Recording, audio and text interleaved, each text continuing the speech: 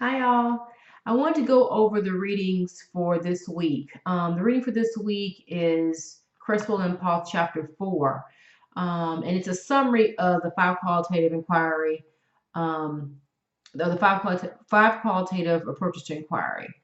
And so in the chapter, Creswell and Paul do an excellent job of going over each of the five qualitative approaches and breaking it down in terms of deciding how to select the appropriateness of each of the approaches for your own research, actually giving a summary of each, defining the features of each one of the approaches, and then providing types or examples of types, and then procedures for how to conduct each qualitative approach, and then also challenges, okay, in conducting each. And so they give a very good overview, thorough overview of how to conduct each in these five ways. So I'm going to go through all five of them, okay,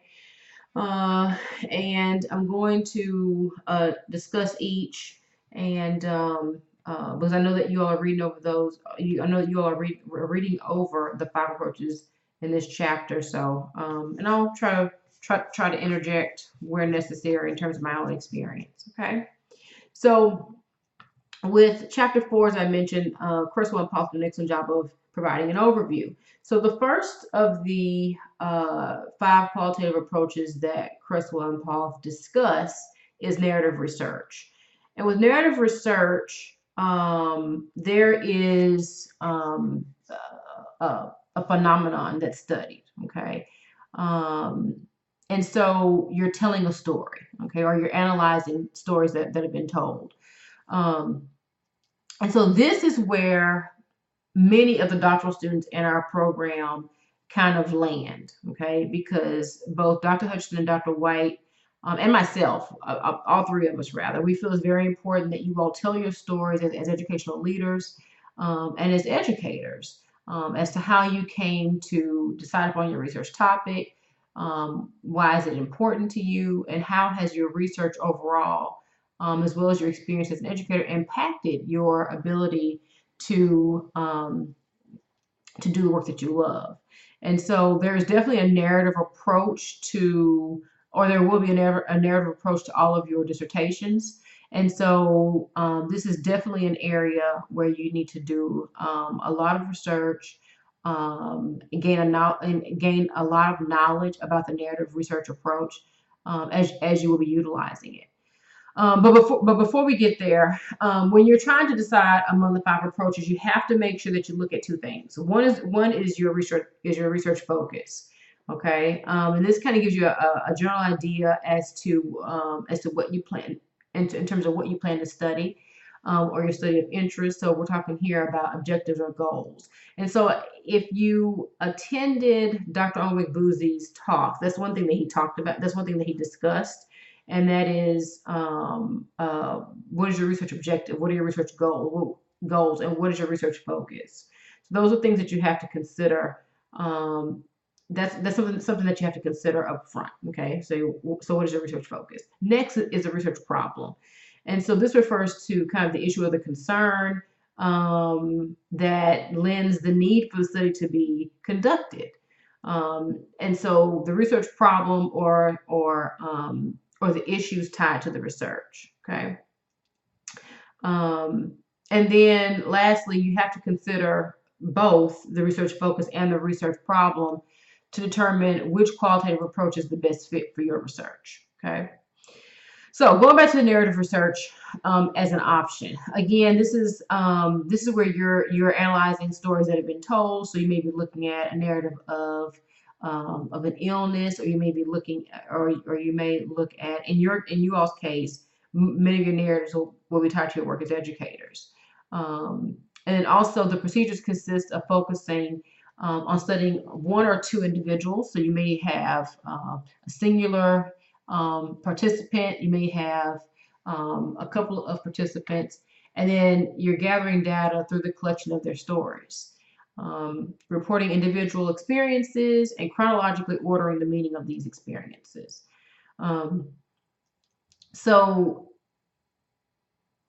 beyond that, you are going to define, there are certain defining features of narrative studies. And so the first of which is collecting stories and telling individual experiences. This is what makes it different from the other qualitative approaches. Okay. And these stories occur within specific places or situations. Researchers gather stories through many different forms of data. So you may gather the stories through observation, in terms of your participants talking with others about their experiences. You may gather this information via interview. You may gather it through the participants kind of writing down their own story, actually writing it down, jotting it down. You may gather it through poetry, narrative poetry. So there are many different ways in which you can gather information.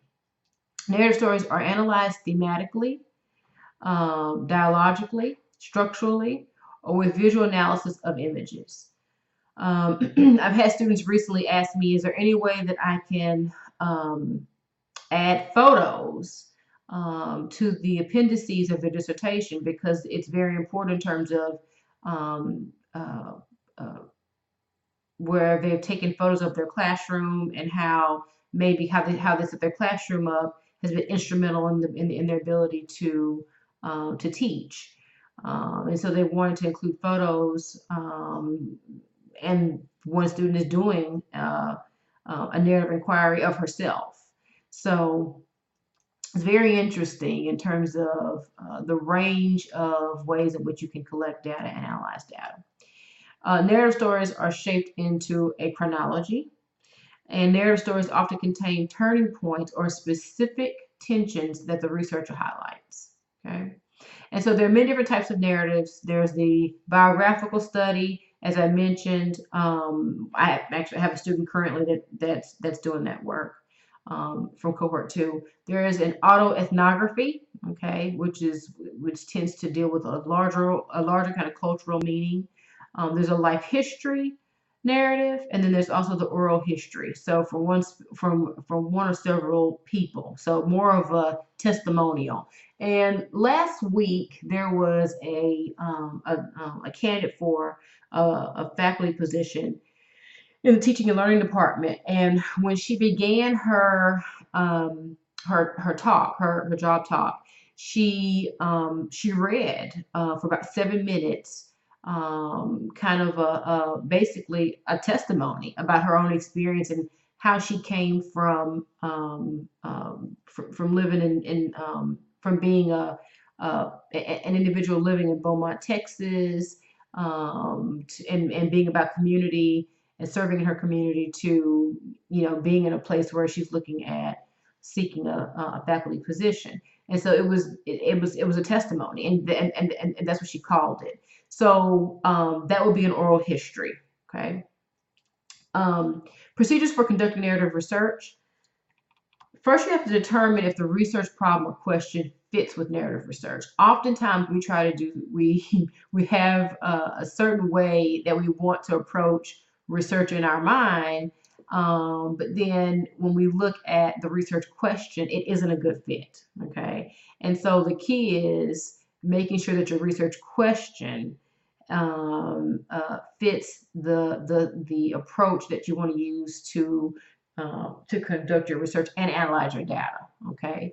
And so I know we may have ideas or thoughts about how we would want to conduct the research, but we don't fit the research to the way in which we want to the way in which we want to analyze data, but rather we select the way that we analyze data based on the research question. Okay. And so you'll be hearing a lot from Dr. White and from Dr. Hutchinson and myself about being mindful with regards to fit of the research approach. Okay. So you also want to make sure that you select one or more participants who have stories or life experiences to tell. Okay. which that would seem obvious. That would seem obvious, but a narrative approach is very personal. Okay, it can be very intimate, and so you have to make sure that you're very clear on the type of research that you're conducting to participants, so that way they understand the type of data that they're providing you with. Okay, and then you have to be very explicit about the fact that it is a narrative study, okay, and what that means and what it entails. Consider how data collection and record consider how data collection and recording can take different shapes. Okay, so in terms of how you collect data or even how you record the information, it can be where, and especially with narrative approaches, I've often seen that done with videotape. So you may, literally like record it in terms of a video versus audio. Okay, so with focus group interviews and with individual interviews that are not narrative and focused in terms of how you will collect data and analyze data, um, you can utilize just an auto recording. Okay, so you can just record the audio. So you can just use audio recordings for those interviews. But with narrative approaches, typically you would like to use video because for your final product you may actually create a video um, um, uh, using your participant stories.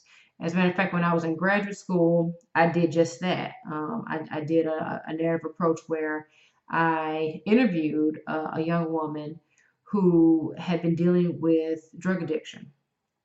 And so, but when I showed the video, she was completely blacked out. So there was you could not see her, you could just hear her. You could just see a silhouette of her. And so, but it was very powerful. It was a very powerful way to share the information with the audience. And so that's one thing to consider. Okay, a possibility of the fact that you may have to video record, and then you have to make sure that you make that clear to your participants. You may have to embed information about the context of the stories into data collection, analysis, and writing. And so this is just something that you're going to have to do as a part of conducting the narrative research, that through every aspect of conducting the narrative research, you're going to have to embed information about the context of the stories, whether if it's when you're discussing your data collection or when you're outlining your data analysis, or even when you're writing up the research report, you're going to have to provide a context of the stories. You're going to have to analyze participant stories using the process of reorganizing stories into some type of general framework, a chronological kind of restoring. Okay. So that way you can make sense of this to the reader. You will have to collaborate with participants. So you're going to have, as I mentioned before, narrative research can be very intimate. And so that's something that you have to be mindful of. And in doing so, you're going to have to collaborate with participants in terms of negotiating relationships and transitions, as well as if there are epiphanies or turning points. So you're going to have to make sure that you are both aware, but then also mindful and accommodating of your participants. And then lastly, you're going to have to present the narrative in written form. So this could be very lengthy in terms of what the write-up will look like, and that's something that you have to also be mindful of as well. Okay, so the challenges in terms of narrative research are that you need to collect extensive information about the participant and have a clear understanding of the participant's life context within social, familial, linguistic, and institutional dimensions. Okay, So there are a lot of, you have to have a very deep knowledge of the participant's life, so that when you are writing this up, that you're providing a holistic context for for the information provided and for their story, and to be able to tell that in a very authentic way. You have to make sure that you, another challenge is that you could uncover the figure under the carpet, right? So you could uncover something that wasn't meant to be uncovered. You may be dealing with a multi-layered context that you were not expecting, that the participant wasn't even expecting. So these are things that you have to consider in terms of challenges. And then also realize that these complex kind of understandings, or kind of looking under the carpet, or these multi-layered contexts being revealed, that this is difficult. And this is difficult. It may be difficult for the participant to deal with. It may be difficult for you to deal with. And so narrative research, as I mentioned before, is a very intimate aspect of what a participant will endure or experience as a part of narrative research, and it's something you have to be very careful with. And again, you have to make sure that you're very mindful of when you're conducting narrative research. The next area is phenomenological research. So with phenomenological research, this describes common meaning for several individuals of their lived experiences of a phenomenon or concept. So this is where you may be dealing with a PLC, okay? And so you may be dealing with the PLC in terms of how they are dealing with instructional issues, or you may interview a set of APs dealing with behavioral disciplinary issues. So this is where you're kind of looking at kind of a common meaning for several individuals.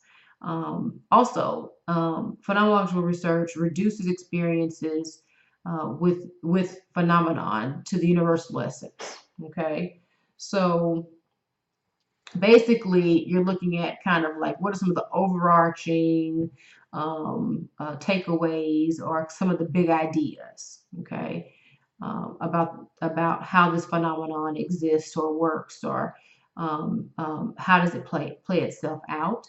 And also, phenomenological research provides description of what your participants have experienced and how they experience it. So it's very kind of descriptive, okay, somewhat exploratory, but very much a descriptive approach. So, origins of phenomenological research was that it really kind of became much more popular around 1990 with Stewart and McAlister-Shields, and so basically it's kind of a return to the kind of Greek concept of philosophy, and a search for wisdom. So it kind of exploring a phenomenon and then describing it. So defining features of phenomenology is an emphasis on a single concept, as I mentioned earlier, or idea, like grief or caring relationship, or um, um, um, discipline challenges, um, classroom management. And so also defining features of phenomenology also include exploring the phenomenon with a heterogeneous group of individuals. Okay, so you want to make sure that not everyone is exactly the same, and so you can work with maybe principals from different schools. Okay, you can even look at how, especially if we're dealing with, let's say, the topic of behavior, you may want to talk with teachers, a school counselor, a principal, anyone that may touch or affect a student in the way of dealing with behavior or discipline issues. Okay, so So that way you have many perspectives that will allow you to fully flesh out the phenomena. Also, another defining feature is a philosophical discussion about basic ideas. Okay. Um, Next, the researcher kind of brackets him or herself out of the study by discussing personal experiences with the phenomenon. Okay. Um, so you kind of want to bracket yourself out of the study because you really want to focus on, how's this phenomenon occurring with your participants. Now you may very much understand the phenomenon. You may have even experienced a similar phenomenon where you work or with the students that you serve. But in terms of phenomenological study, you would have to make sure that you kind of remove yourself um, from from the research, from the participants, um, not from the research, but definitely from the participants. So data collection often involves interviews, as much of qualitative research. And data analysis is also systematic from narrow units to kind of broader meanings, units, and then to kind of detailed description. So as I mentioned earlier, it's very much looking at some of the big ideas, okay, and then often providing these descriptions to support the development of these big ideas. And then there's a culminating passage that discusses the essence of the experience, kind of the what and the how. Okay, so there are different types of phenomenology. There's the hermeneutic phenomenology, and this is oriented towards lived experience and interpreting the text of life. And there's also transcendental or psychological phenomenology, and it's oriented more on a description of the experiences of participants. And it includes the concept of bracketing or epiche, in which researchers set aside their own experiences. Okay. So some challenges for phenomenology are that phenomenology requires an understanding of kind of broader philosophical assumptions because you are dealing with a phenomena. Okay. And so you kind of have to have this not insider knowledge, but a deeper kind of understanding about the phenomena before you begin to examine or explore it. Okay. Carefully select participants who have all experienced the phenomenon. So not folks who have kind of been on the outskirts or on the kind of periphery of the phenomenon, but those that can really kind of provide you detail and information about what this phenomenon looks like, feels like. So kind of the what and how of the phenomenon. And then another challenge is that you have to bracket your personal experiences, and then this may be difficult for you to do because the interpretation of these experiences and the phenomena really kind of incorporates the assumptions that the researcher brings to the table. Okay. And also another challenge is that in terms of a newer approach, interpretive phenomenological analysis really kind of integrates the participant's sense of their own lived experience and the researcher's attempt to understand how the participant makes sense of their personal and social world. And so there could be a disconnect between the researcher and the researcher's lived experience, and then how they're able to interpret or to remain authentic to the participants, kind of making sense of their own kind of personal world and experiences. So those are some of the challenges there. Next, we move on to grounded theory. And so grounded theory is something that became it was developed in the late 60s by Glaser and Strauss. And so there are many books by Glaser and Strauss on grounded theory.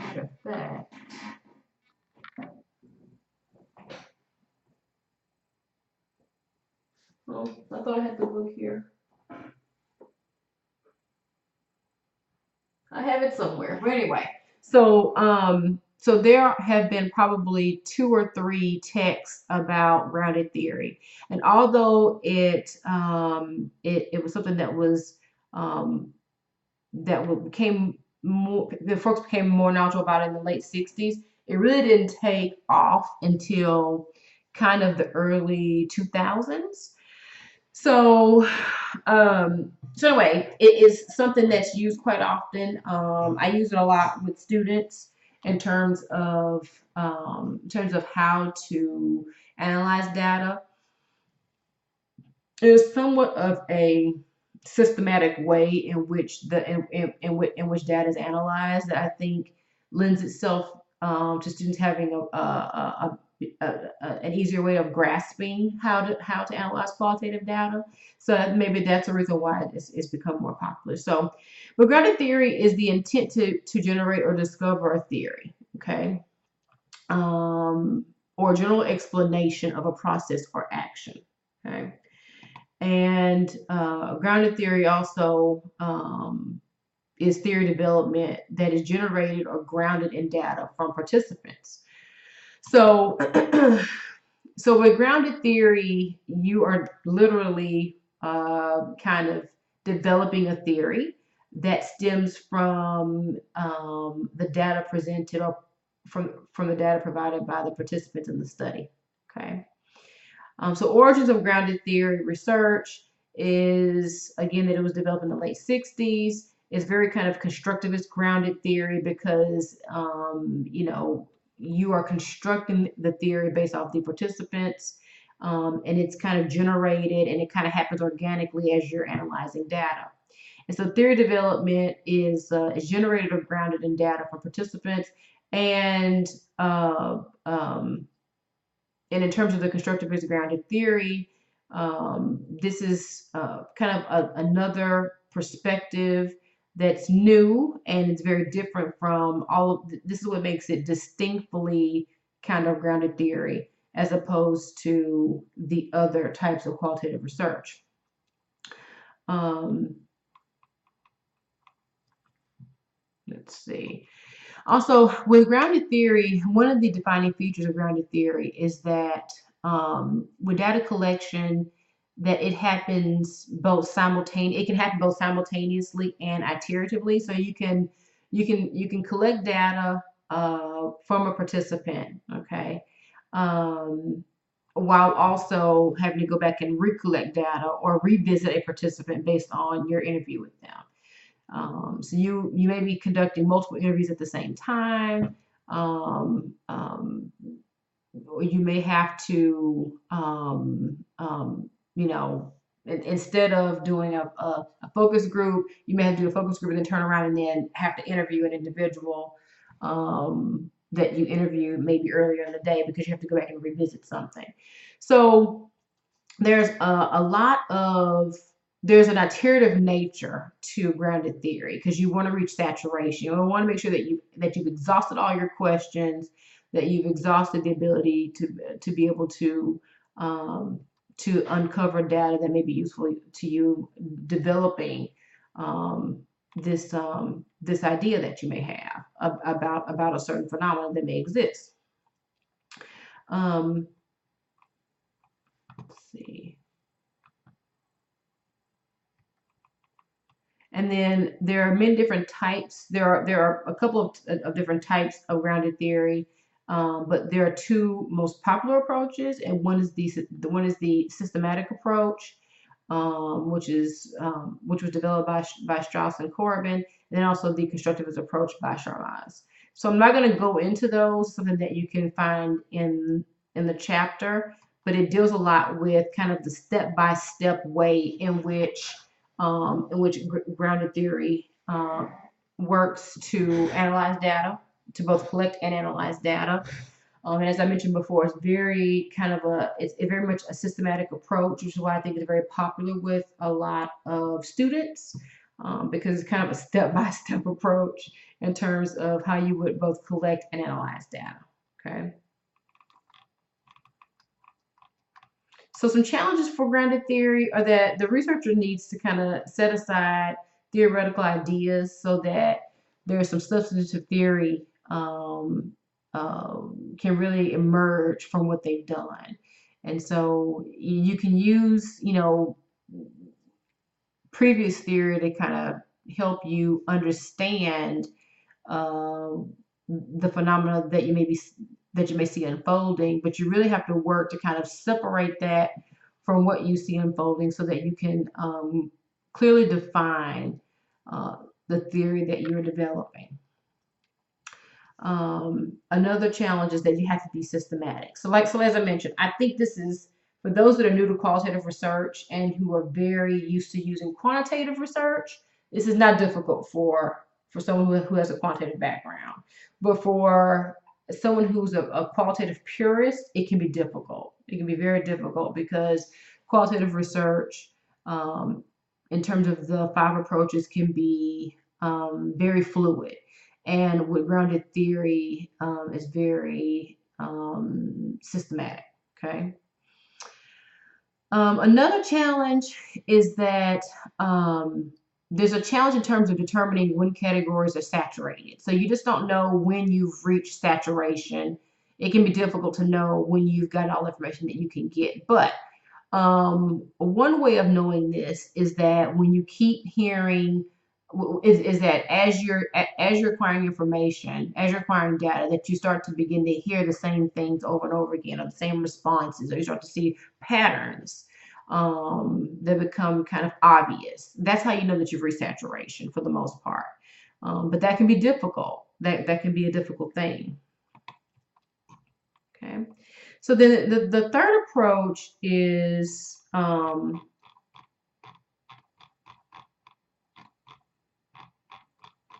I'm sorry. The fourth approach is ethnography. Okay. And ethnographic research focuses on the entire culture sharing group. Okay. So the researcher describes and interprets the shared and learned patterns of values, behaviors, beliefs, and language of a culture sharing group. And ethnography kind of has its roots in cultural anthropology, and it was adapted to the study of cultural groups. So some of the defining features of ethnographies are that ethnographies focus on developing complex, complete description of culture of the group. The researcher looks for patterns such as ideas and beliefs expressed through language or material activities. And that theory plays an important role in focusing the researcher. The researcher also engages in extensive field work collected through interviews, observations, symbols, and artifacts. And analysis involves relying on participants' views as an insider emic perspective and synthesizing data through the researcher's etic scientific perspective. The analysis results in an understanding of how the culture sharing group works. And so there are different types of ethnologies. There's the realist ethnography, and it's an approach that seeks an objective account of the situation, typically written in the third person point of view, and reports objectively on the information learned from the participants at a site. And critical ethnography, which is really popular, includes an advocacy perspective. And so researchers advocate for marginalized groups in society. And so especially if you're in social education, you'll see more of the critical ethnography approach than the realist ethnography approach. Okay, so some challenges for ethnographic research is that ethnography requires an understanding of cultural anthropology, meaning of a social cultural system, and concepts explored by students of culture. So you have to really kind of be a student of kind of cultural anthropology, knowledgeable about culture, the influence of culture, how culture is derived, how culture impacts the lives of individuals, to be able to do a good job at conducting ethnographic research. And the data collection is another challenge is that data collection is extensive and requires prolonged time in the field. So there's, you're playing the role of observer. You may be going in and interviewing. You may have to do prolonged or multiple rounds of interviews with individuals within the group. Or you may have to have um, prolonged periods of observation to ensure that you have enough information that you can really identify culture and the stages of culture, and how culture plays out and is explored, and how it impacts the lives of the participants.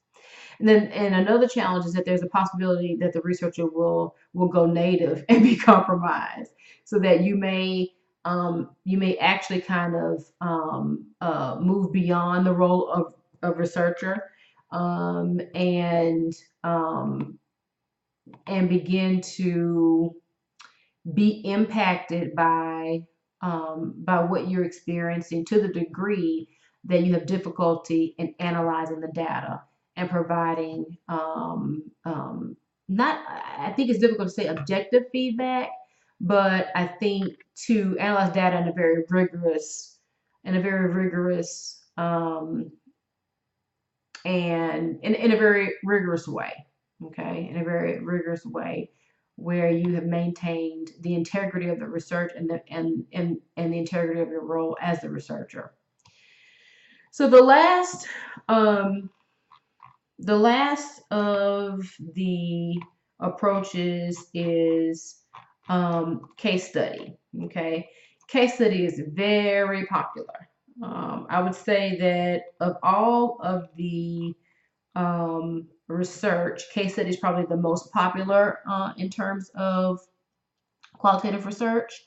Um, as an overall approach, I would say that it's something that's used a lot because of the flexibility of having a small sample size. So qualitative research already gives qualitative research already allows for a small sample size, but in particular case study, um, um, as a qualitative approach, you can have literally one individual, okay, one participant, and that participant can be considered a case. So the intent of a case study is to develop an in-depth understanding of a single case, or explore an issue or problem using the case as a specific illustration.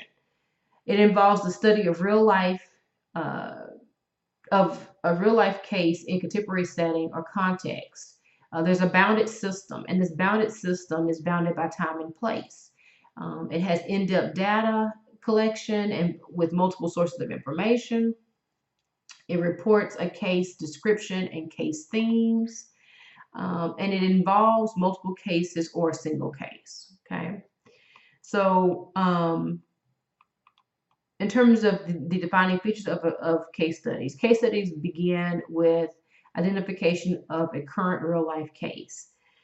There's some research that I'm doing currently with a couple of colleagues, and we're looking at the impact of a National Science Foundation grant program on the collaboration uh, of natural science and mathematics faculty with College of Education faculty, and offering teacher preparation programs for students that are STEM majors and that want to be high school STEM teachers. And so in doing so, we've interviewed faculty from 8 different universities. Well, we consider each university to be a case, okay? And so with each university, how that collaboration plays out, well, it's different. It's different because of the profile in terms of the characteristics of the university, the mission of the university, the mission of the colleges and the departments involved in that collaboration, the background of the faculty. So for any number of reasons, the cases may look different in terms of how they have implemented this program. And so you're looking at how things happen how phenomena happens within a case, and it's that, like, this real life phenomena that you're dealing with. So it's very interesting. The case is bounded by parameters, time, place, and people. Another defining feature is that the intent may be intrinsic if the goal is to describe in detail the case itself.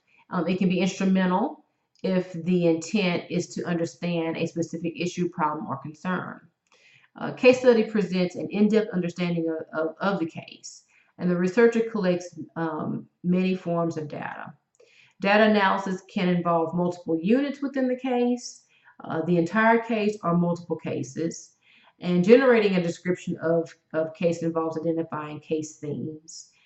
Case studies often end with general lessons learned from the case. So there's a within case analysis, and then there's an across case analysis. And so with cases, with each of those 8 cases, we're having to analyze each of the 8 individually, and then talk about what we found within each of the 8 cases as it relates to our research question. And then we're having to compare or do an across case analysis and look for similarities or some differences amongst cases.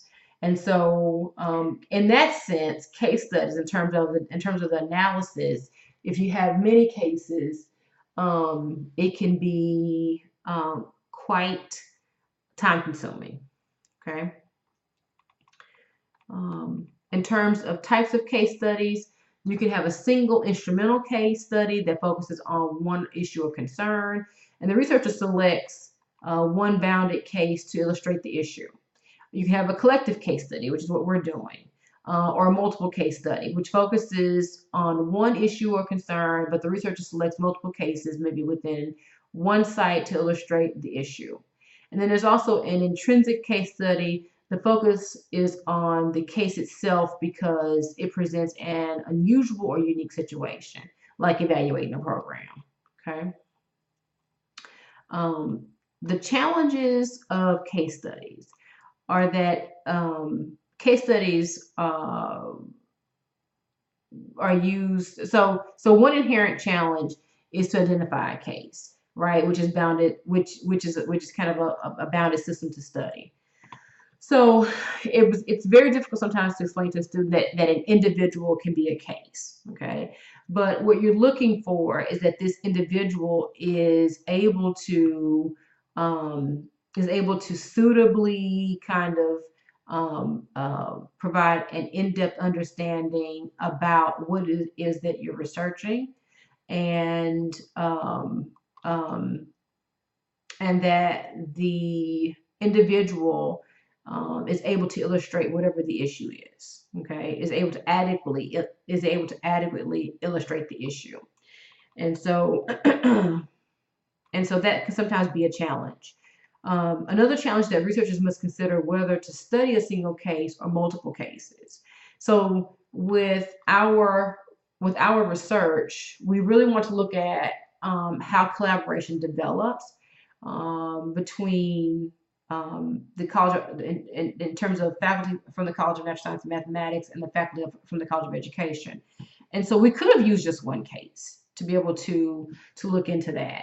But we thought it was more powerful. We were able to look at how this happens across many different cases, because we may see some similarities in how collaboration takes place, and we may also see some similarities in terms of the challenges that also present themselves in collaborating in terms of implementing and offering a program for students.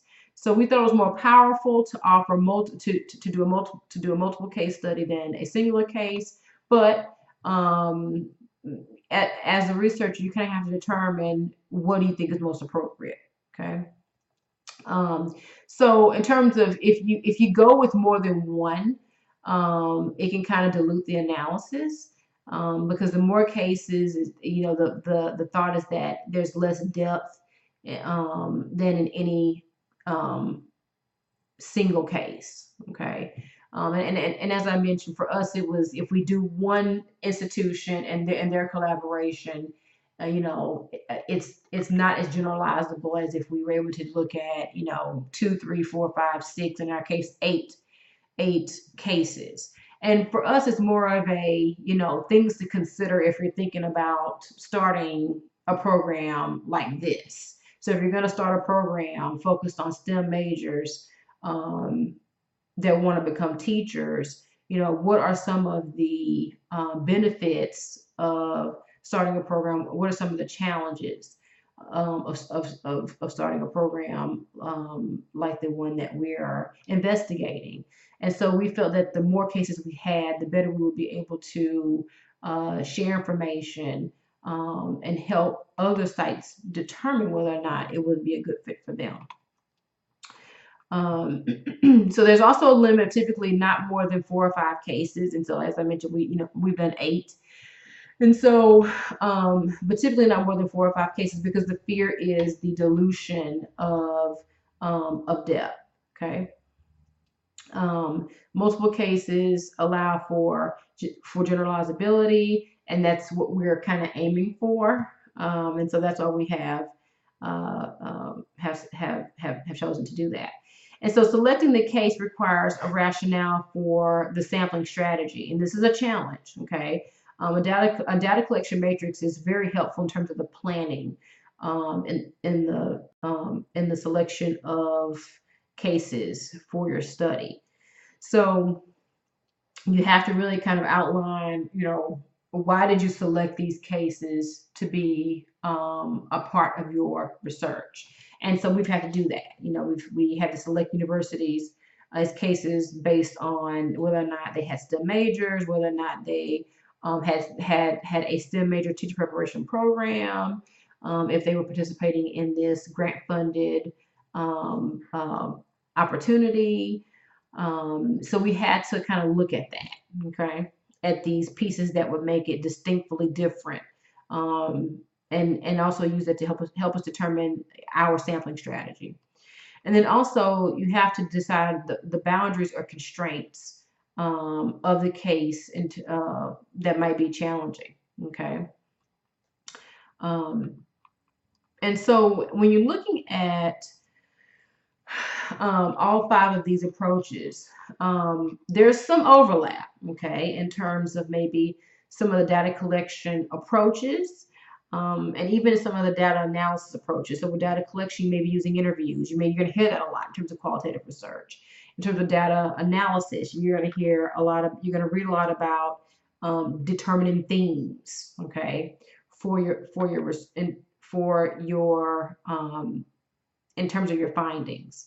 But in terms of what's a good fit from the perspective of, are you looking at a phenomenon? Are you looking at a case that's able to provide you with details about an issue? If you're looking at stories as it relates to your research area of interest, each one of these approaches are distinctly different in those ways. And so I would definitely urge you to read through this chapter and reread through the chapter, and kind of use it as a way to kind of check the box on your own research, and making sure that that you've looked at each and every one of these options, and that you've based on